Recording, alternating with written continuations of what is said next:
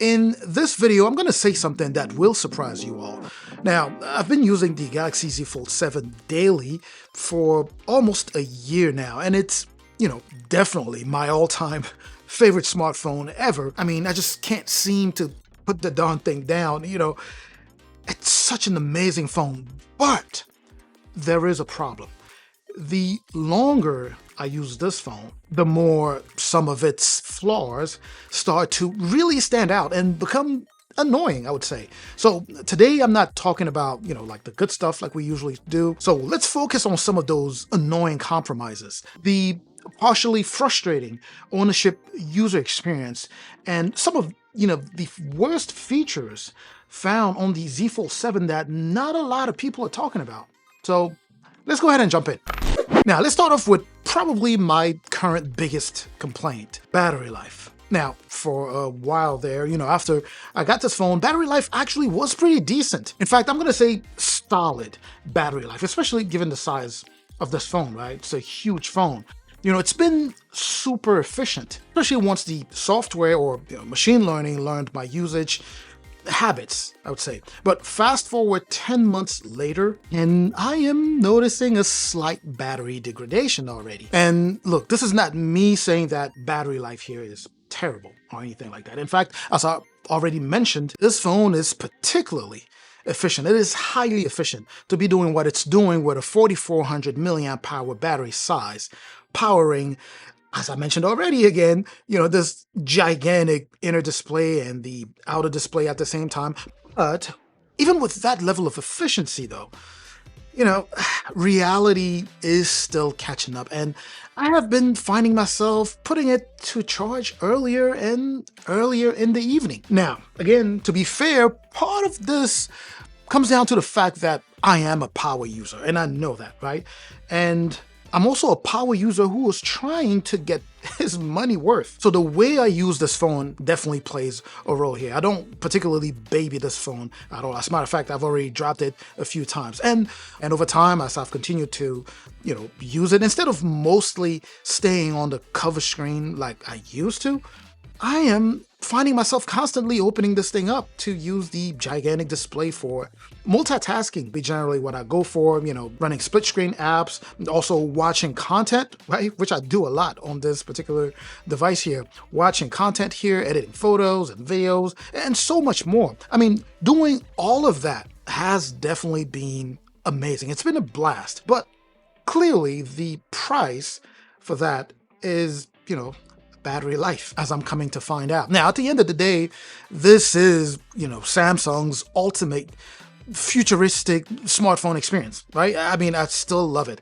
And sure, foldables are still kind of an evolving technology, but Samsung has, they've had years of experience with foldables, batteries, and, smartphone innovation in general. And with that, I really think Samsung should start pushing even harder, specifically in the battery department on the Galaxy Z Fold series in particular, right? It's time for that newer silicon carbon battery technology or whatever it's called. It's time for that, because when we think about it, this phone here is trying to power that outer display and a massive 8-inch inner display here, accompanied by a mega powerful Snapdragon chipset, heavy multitasking, Galaxy AI features running constantly, as a matter of fact. So it only makes sense that eventually that 4400 milliamp hour just start to feel a bit stretched. Anyways, so that's just that with battery. Let's go ahead and move on to charging speeds here. It's not particularly fantastic either. You get a 25-watt charging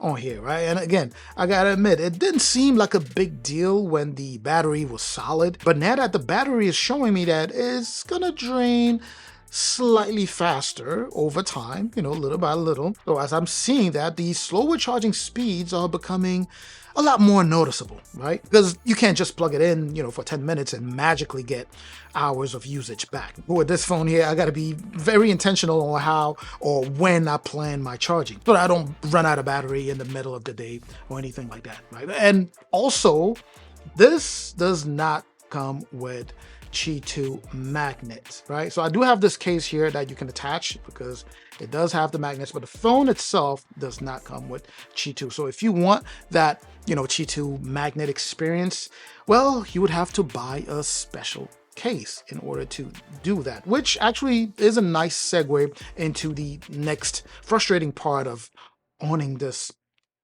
phone slash tablet, the accessories. Now, there is no question that owning a Galaxy Z Fold 7 is expensive, to say the least, right? It's a $2,000 phone for the base, the base model.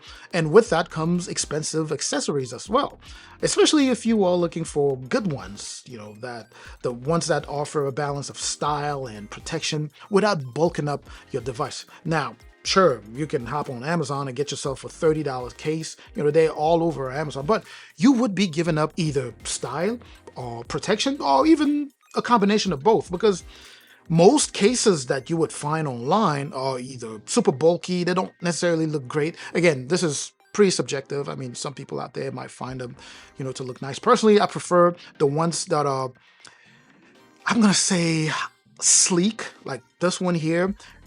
It covers the whole thing, but it still keeps that low profile and, very thin profile design language that we have on this phone here. But I digress. So again, if you want to go for, something that costs 30 or 40 bucks, it might end up being bulky or even awkward. And many of them truly do ruin the thinness that Samsung has worked so hard to achieve, right? Especially if you are trying to protect the hinge that you have here as to avoid getting dings like mine here. Actually, as I mentioned, I already dropped this phone a few times. Anyways, that was just accessories to quickly fly over that. Now, the next thing that I want to talk about here is somewhat frustrating, but it's not necessarily a big thing, right?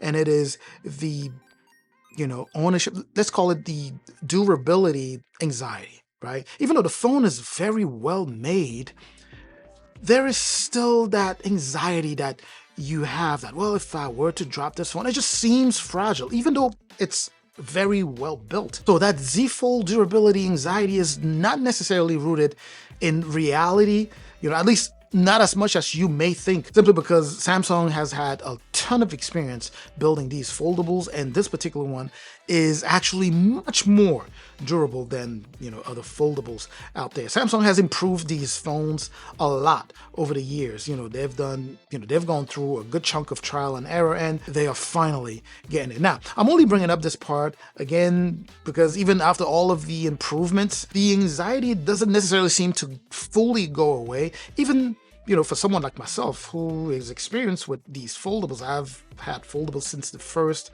Z Fold, right? So just something to bring up there, that when you have something like this, you don't necessarily slam it down or drop it in places the way I would my, 17 Pro Max or my S26 Ultra. And that's just because it feels, delicate, right? The inner display, especially here. For context, we went to the beach, my family and I, we went to the beach a little over 2 weeks ago, and I actually kept it in a Ziploc bag. Now, nothing happened to it, but again, just to show you the extent, to which I went, just to make sure that the phone, stayed safe, right? And after that, even if I heard a little weird hinge sound, my heart would just kind of, skip a beat for a quick second if I heard anything. And I'm pretty sure if you own this phone, you know what I'm talking about. Or if you've ever interacted with this phone, I'm pretty sure you are familiar with what I'm talking about. But either way, the phone is solid, right? Other than all of the things that I've highlighted, the phone itself is solid. Now, with all of this said, and I cannot emphasize this enough, the Galaxy Z Fold 7 here is the best phone I've ever owned and that I have ever used. I absolutely love it. I just thought it was important for me to also highlight some of the cons, right? You have a ton of pros, but you also do have some cons with this phone. I didn't necessarily highlight everything, but just wanted to point to some of the main ones that are currently affecting my user experience with this phone here. But even with that, I still firmly believe that the Z Fold 7 here is the best foldable smartphone on the market outside of the Chinese market. In fact, I'm going to say something that's going to trigger many of you guys out there.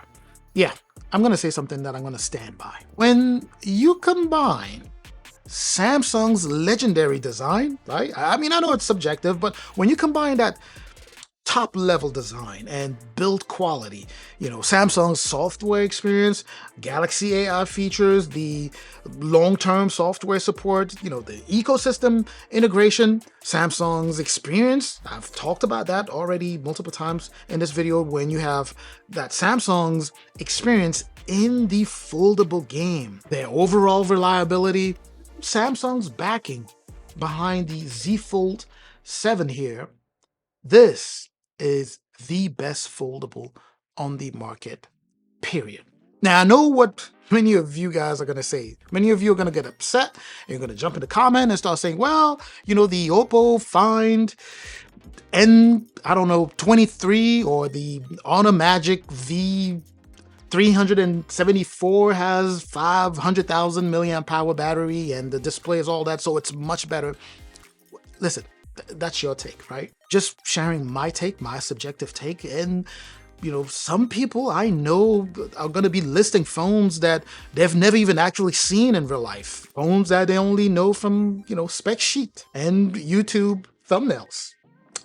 Yeah, so see you in the comments. Anyways, I'm certainly hoping that this was informative. I just wanted to share my take on this phone after 10 months. Let me know what any questions you may have in the comment section. I'm going to catch you in the comment section like I always do. Make sure to share this video if you know anyone who will be interested. Make sure to subscribe if you haven't done so already. Give this video a like. I'm going to catch you in the comment section. I'm also going to catch you in the next video. Up until that next video, of course, as always, stay safe out there.